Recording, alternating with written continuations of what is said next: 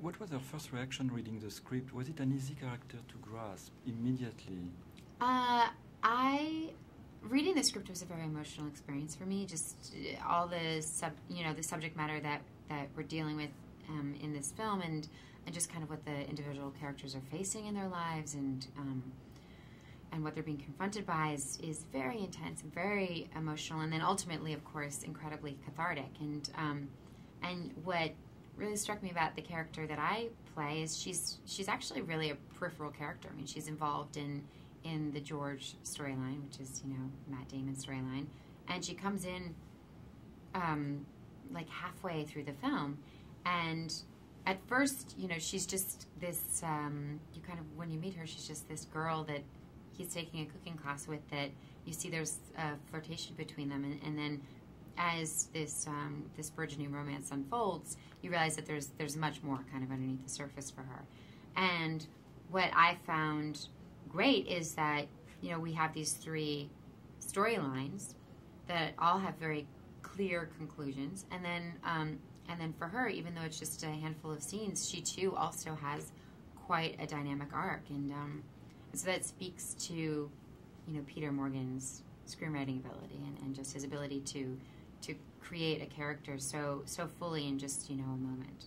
How did you relate to her? I mean, did you see her like a annoying person? I mean, she's kind of needy at the beginning, and then it's an heartbreaking moment. Mm-hmm. Was it an easy character to, even though it's a small part, like you said, I mean, to make it alive and so present?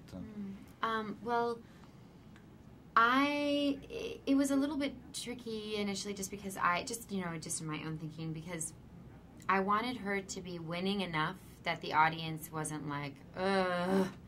And yet, you needed to get the sense that she was a bit insecure, and that she wanted this relationship to happen just a little bit too much. And so that was, because that kind of indicates what, the damage that you later learn has happened to her in her past. And so that was a little bit of just something that I kind of thought a little bit about.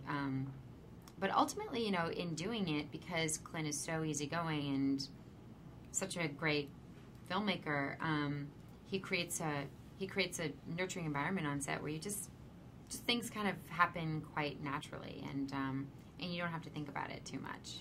Your very first encounter with Clint, I mean, what did he tell you? What did you ask him? And if you needed to ask him anything? We met 5 minutes before I started shooting, and did you speak on the phone first? No. Never? No, I auditioned for it. On tape, and with his casting director, and that was kind of sent off into the ethers, and then he watched it and cast me in this. But I literally didn't meet him until right before shooting, and we didn't talk about the movie or the part. We just kind of just spoke for a few minutes, and he made me feel very comfortable. And even though you would kind of assume it would be an intimidating experience to meet Clint Eastwood, it's not at all. I mean, he's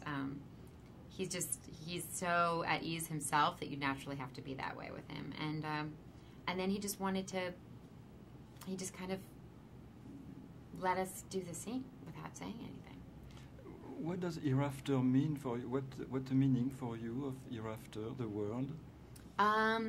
Well, hereafter, implies that the afterlife, and or life after death, and that's something that I do believe in, but I don't necessarily have like a fixed interpretation of what it necessarily looks like.